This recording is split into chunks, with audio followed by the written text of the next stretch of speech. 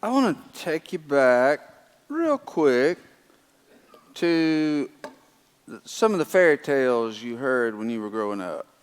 Now, I'm all for fairy tales. I think fairy tales are packed with lessons for adults, full of real life symbolism, but there's one part in almost every fairy tale that I wish we could leave out or at least stop and explain to our children. And it's that phrase that comes at the end. After the dragon's dead, the giant's been slain, and the damsel has been rescued. And it goes like this: they lived happily ever after. And now, what's wrong with that?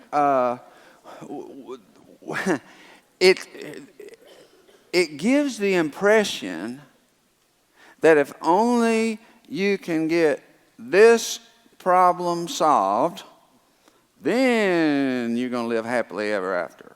Or you take care of this, you arrange that. And am I the only person who ever went through life a whole bunch of different times before I figured it out, thinking, once I finally get out of college, oh man, everything's going to be set.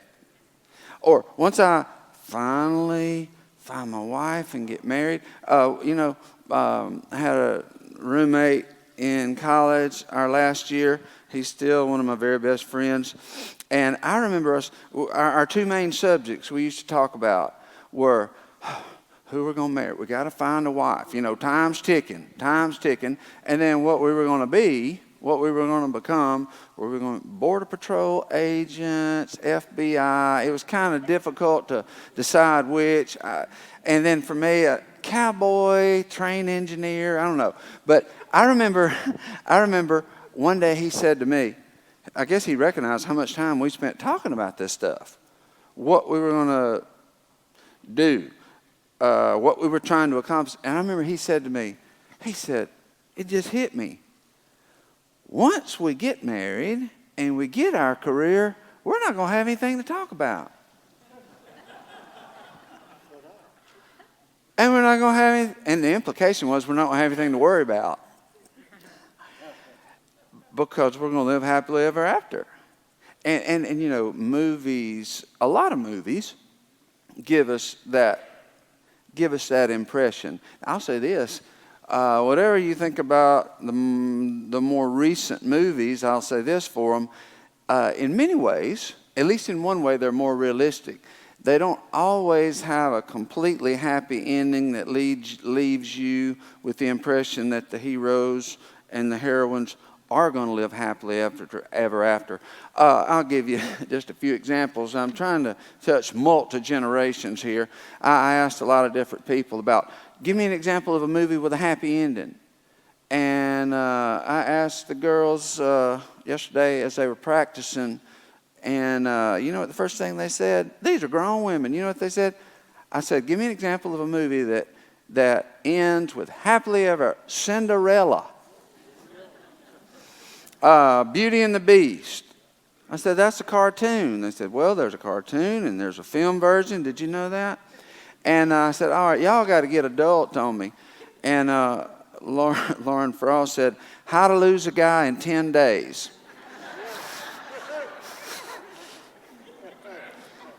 Tiffany Lane said, 51st Date with Adam Sandler and Drew Barrymore. I said, I need some male answers to this question. Jeff Woods, Iron Man. And one of my personal favorites, Batman, The Dark Knight Rises. But you know why I had to specify The Dark Knight Rises? Because that's the third in the trilogy. And if you watch the first Batman, he kills the villain, but there's this ominous, foreboding sense that something else is already in the works, leading you to episode 2. And then I think episode 2 is the Joker. Joker's taken care of, but Something else is stirring. That's the value of 3 and 4-part movies, because you know that the one realistic thing about them is they're not trying to teach us that once you reach a certain level, accomplish a certain set of goals, or fix some terrible problems, that you're going to live happily ever after and never have a minute's trouble. Truth is, if I had gotten my understanding of the way reality works from the Bible rather than movies, I'd have probably not set myself up for so many unpleasant surprises, so many disappointed expectations.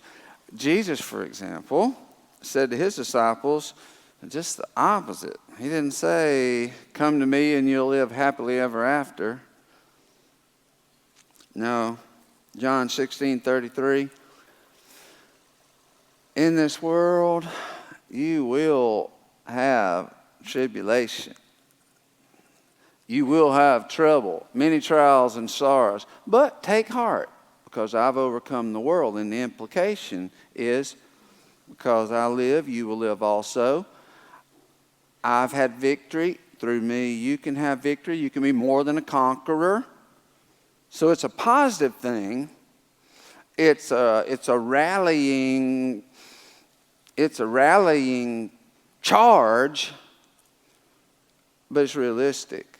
A whole lot of kids grow up with these illusions, distorted expectations. And I remember having this. I don't know about you, but I remember thinking, it's like this early point of life, childhood, adolescence, that's the hard part. That's where all the tumultuous trials and stress is. I mean, it's really bad being a kid. I mean, there's all sorts of things. You can't drive yet.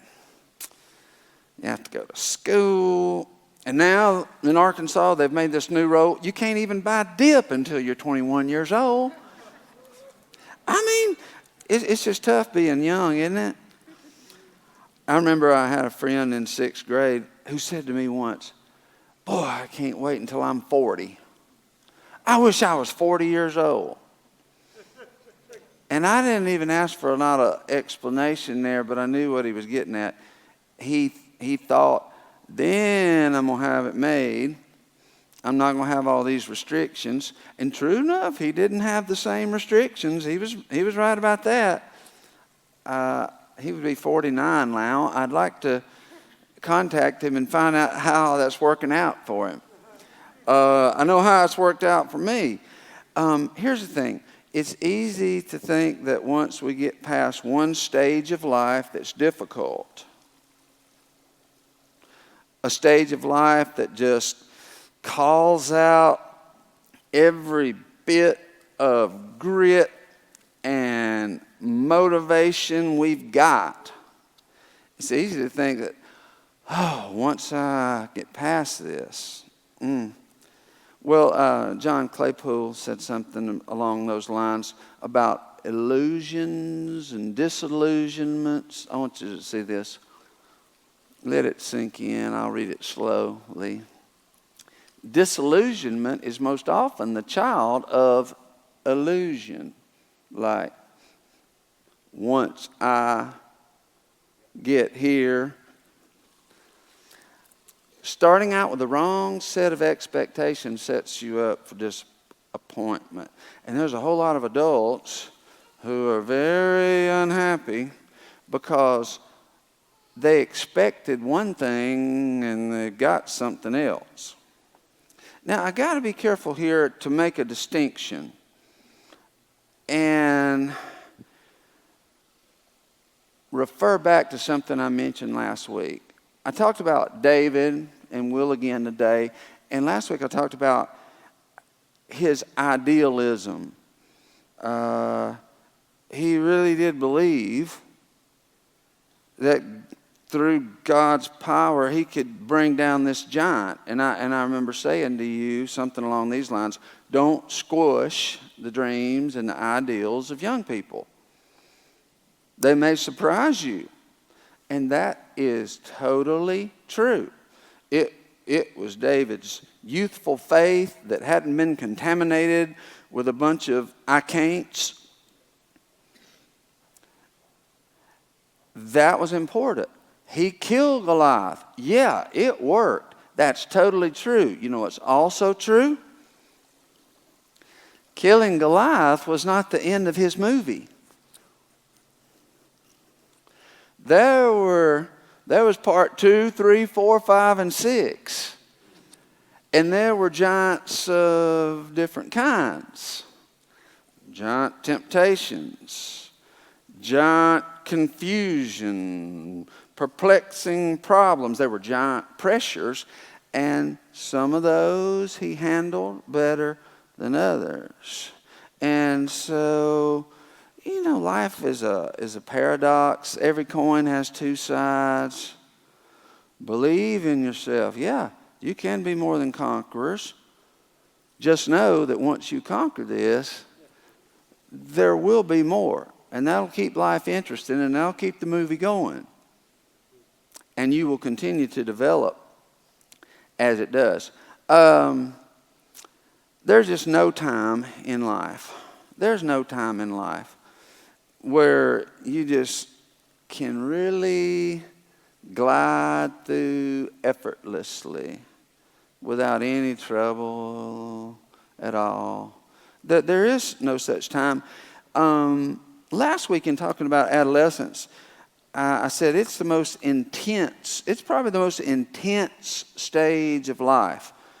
Your hormones are going crazy, your emotions are all over the place, there's social awkwardness in many cases. It's intense. That's true. What about adulthood once you pass that? Well, in adulthood, I gotta say, adulthood is probably the longest and the most demanding stage of life. You know what else? It's also the most complex stage of life. We're presented with problems and perplexities in adulthood that we didn't even know existed back when we were kids and teenagers. And unlike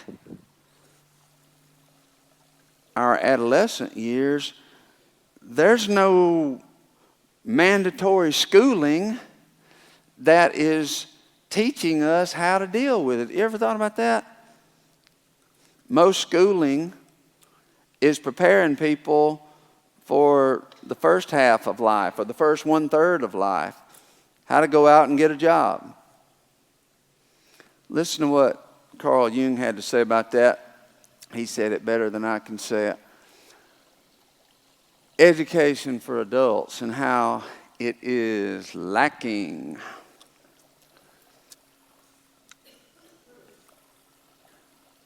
Almost all the emphasis of our educational institutions is focused on getting people ready for the morning period of life. Up through your early 20s or whatever. When you get married, you get a job. Enabling them to gain competence, select a vocation, choose a mate, and so on. Yet, where are the universities to prepare us for the last 2/3 of our living? The answer is there aren't any. And this is not one. This is no university. And I'm no professor.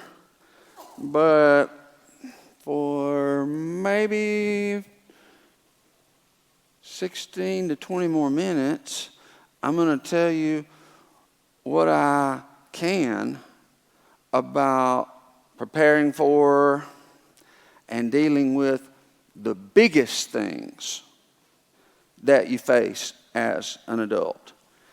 And they fall into 3 categories. Now, I know when you start reducing anything to 2, 3, categories. I know it's more complex than that. Generally speaking, though, in adulthood, the three big things where we've got to invest ourselves, give it our best, are these. First is your work. Your work, your vocation, your career, your profession. Making it financially in the world. You got to make a living. Vocation. The second task in adulthood is building meaningful relationships. And obviously this means with a spouse, with your children, your family. It also involves cultivating authentic, honest friendships that can last a lifetime. The second is cultivating relationships. That's a task of adulthood. The third one brings in the spiritual dimension. I'll call it inner work. This is about coming to know yourself, knowing God, and cultivating your soul. Investing in the spiritual dimension of your life. Now those are three, any of those three, your vocation, relationship building, the cultivation of your spiritual life, any one of those could easily be a full-time job. And honestly, do you know anybody who is equally successful in all three areas? I don't. I'm not. And so I'm not pointing out these three and telling you how I mastered them. I'm saying I am aware of these three areas, and I know all three are important, and for a long time have tried to give attention to all three, but boy, it's a difficult balancing act. Here's what usually happens. This is what will happen if you're not aware of what's going on. In fact, I can almost guarantee you what'll happen if you don't know about the three main tasks of adulthood. Here's what's most likely to happen. One of those three, either your work, your relationships, or your spiritual life, will to you, for whatever reason, loom out as the most important or the one you're most interested in, and we all naturally gravitate to whichever aspect of life that is. And then what happens is, if we're not watching, we will pour the vast majority of our time and energy into one of those three and neglect the other two. And that leads to imbalance. Now, the most common thing you see people do, this is almost stereotypical, but career. And I think, and it's not, there's more to that than just plain old ambition.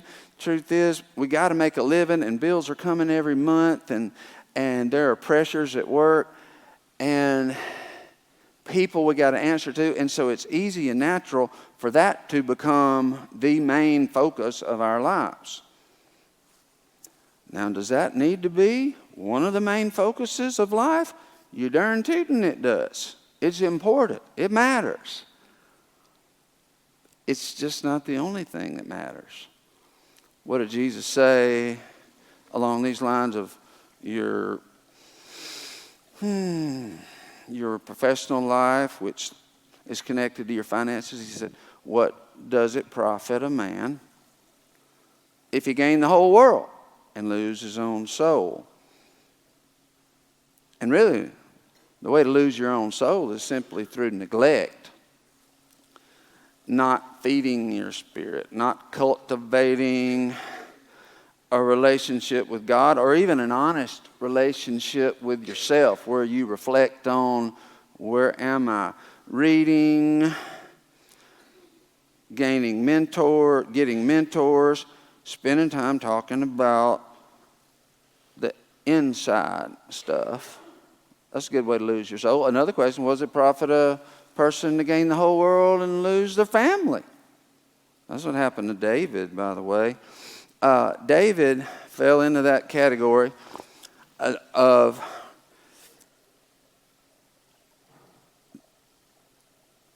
focusing too much on his work, neglecting his family and neglecting his spiritual life. And you know what? That doesn't mean he was a bad man. It's not like he was making God mad. If anything, it must have made God sad, because he was completely out of balance. And you can only live out of balance for so long before you fall. Doesn't that make sense? Stay out of balance long enough, you're going to fall and fall hard.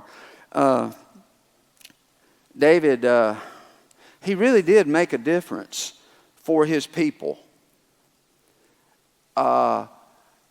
He did more for his people, the Israelites, than anyone had done since Moses.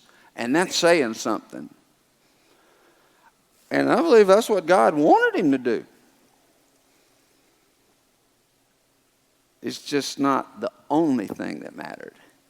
David neglected relationships, and he neglected the genuine, authentic, and powerful relationship with God that he started as a young man. I don't believe he ever lost it, but it did get put on the back of the shelf as he got into adult life and serious business. As life got complicated. Things get complicated when you pass 18, you know. And his life got complicated. He wasn't just out with the sheep every day anymore, and his harp and his sling, singing to God. Thank God he was given that opportunity to build his faith in God, which in turn built his faith in himself. And that's why when he showed up at the battle before Goliath, he was ready. Spiritually, in fact, at that time, he had no career and he had no family of his own. And so all he had to worry about was that one dimension, which was the spiritual. And he had it down. Here's the problem. When we get really good at something and something comes easy to us, it's easy to just, I'm already doing so well here. I'm just going to set this aside and focus on other things. David had a lot of other things to focus on. David had many wives. In terms of relationships, he had many wives. Get this, many wives, but no deep relationships with any of them.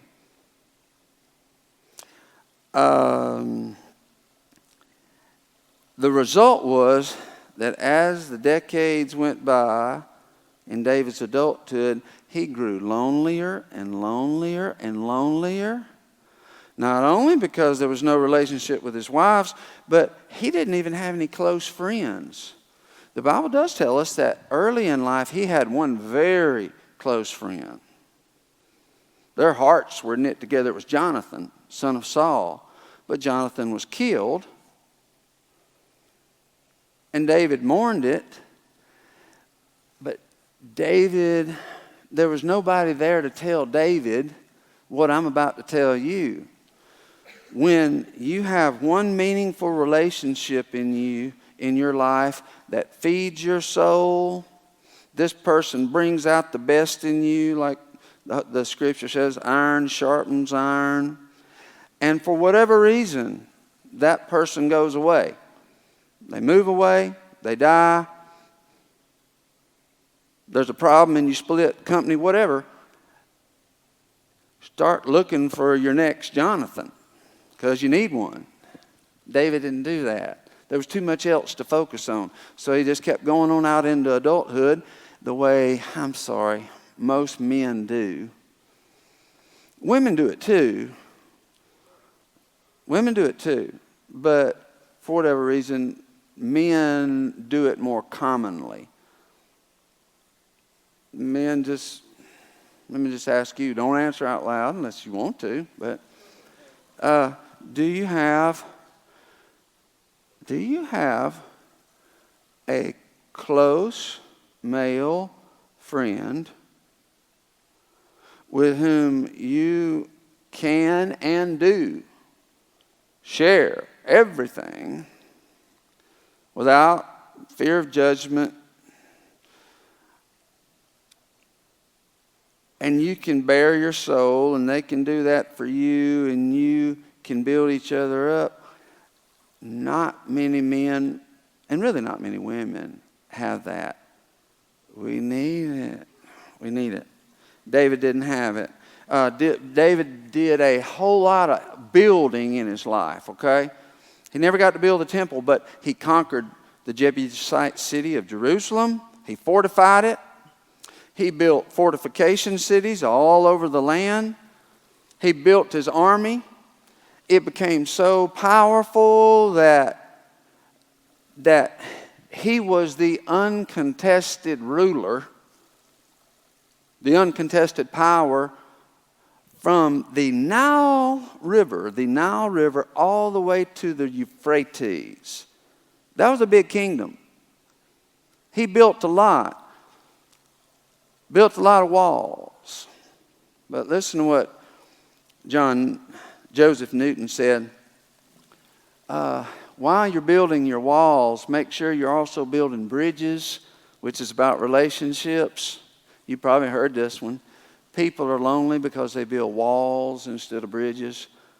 People especially build walls once they've been hurt. And the walls we build around ourselves to protect us, to preserve our lives, become prisons if we're not careful. Nobody comes in. Nobody can get in. And nobody gets out, including us. 2 Corinthians 9:6 talks about doing the work in yourself, in relationships, that will build you up in all three areas. Remember this, a farmer who plants only a few seeds will get a small crop, but the one who plants generously will get a generous crop. I mean, that's pretty simple. If you don't plant, invest, if you don't put much into relationships, especially within your family, if you just throw a few seeds in there, here and there, something will come up. You'll have a family. But there's not going to be much abundant about it. It's not going to be flourishing. You got to really pour the seeds to that. And so David didn't do that. The longer he lived, the lonelier, the emptier he got. It takes a lot of effort. It takes a lot of effort to establish and maintain. That's another word. Maintain authentic, helpful, healthy relationship. It takes a lot of work to establish it and to maintain it. But it's a work that nobody else is going to do for you. Listen to this quote from Joyce Rockwood Hudson. What you get is determined by what you work with and work on.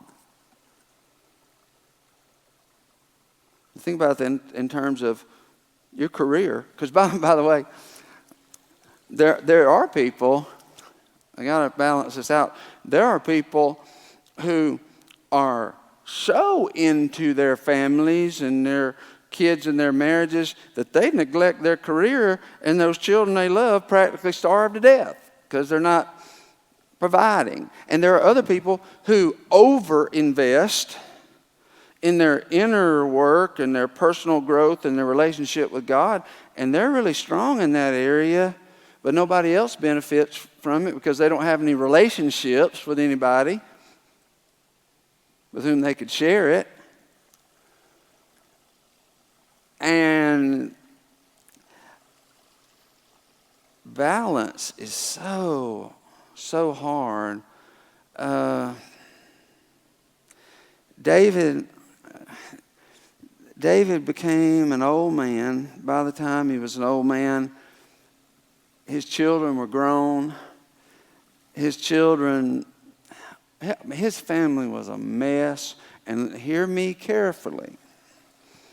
If you've got children who are a mess, nobody is saying that's your fault, okay?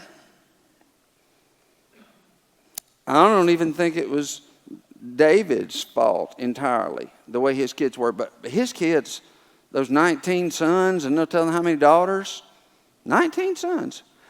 The way they fought each other and connived each other and betrayed and even murdered each other. I mean, how did they get that way?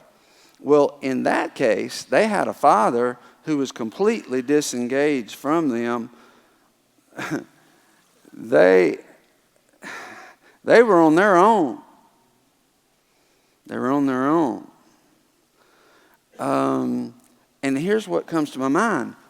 Now, hey, David wasn't like his kids. By the way, think about it. David, he wasn't a conniver or a betrayer. Generally speaking, he wasn't a murderer, except on special occasions. But his kids were way worse than him. Why didn't his kids turn out with him like him? He really had a much stronger character, and even though he wasn't actively developing that relationship with God, he still had it at least. It guided him through life.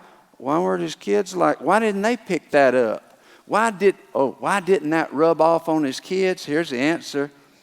They were never close enough to David for anything about him to rub off on them.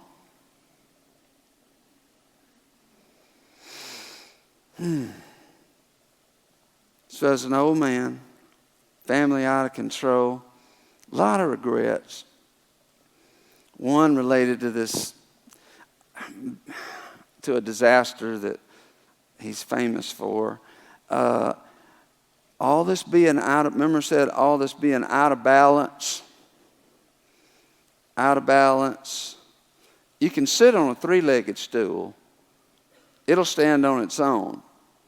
Try a 2-legged stool. Or you ever tried to sit on a 1-legged stool?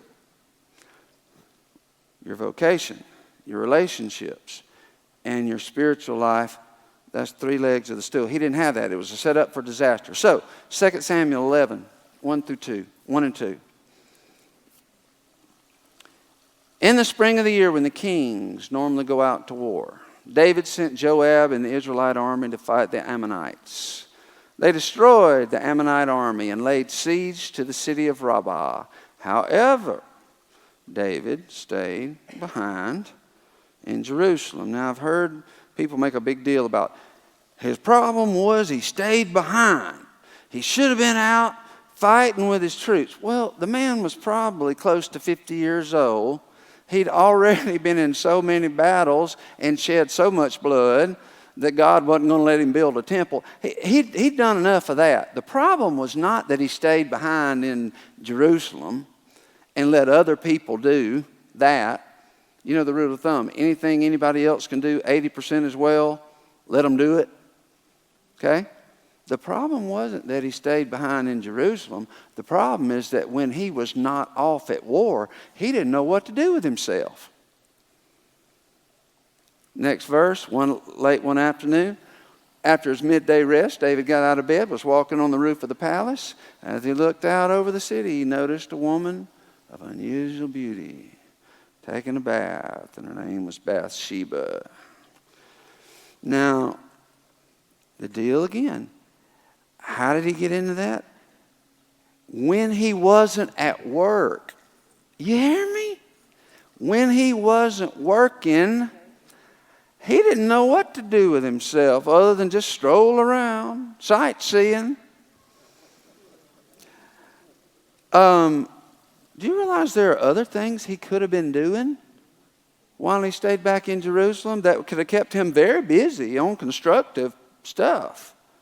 But they never occurred to him because he wasn't in the habit of doing them. He could have been at the house with his kids, rubbing off on them. But he wasn't in that habit, so that didn't occur to him. He could have been, you know what else he could have been doing? He could have been seeking and finding a new spiritual mentor. When he was a young man, when he was prospering spiritually, he had the prophet Samuel as his mentor. But Samuel was long dead, and just like David did not replace his best friend Jonathan, he also did not replace his mentor Samuel. Now there was one available, a mentor, a prophet, Nathan, but David avoided Nathan, wasn't interested in Nathan. But I'll tell you this, those Nathans and Samuels and the Jonathans, they're there. But you will only find them if you're looking for them. He could have been there.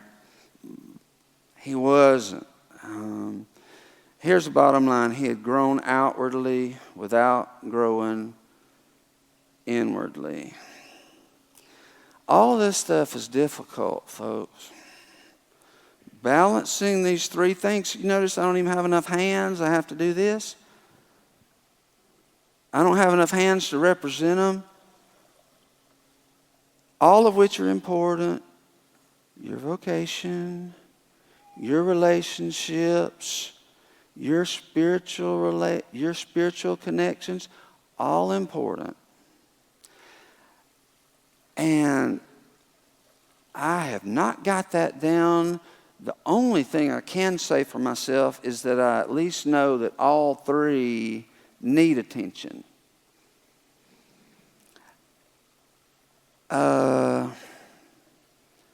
And I'll leave you with this. When it comes to finding the time and energy for all three of those dimensions of life, it's kind of like when you're trying to find time to do your exercises. Michael Wood said something to me one time about some core strengthening exercises he taught me. And they were very difficult, and they took a long time to do, and I dreaded going home every evening because I was going to have to do them. And you know what he said to me? He said, on the days when you don't have time to do them all, do some. Do you hear me? When it comes to these three areas, if you can't do it all, that's still better than nothing. Some is always better than none.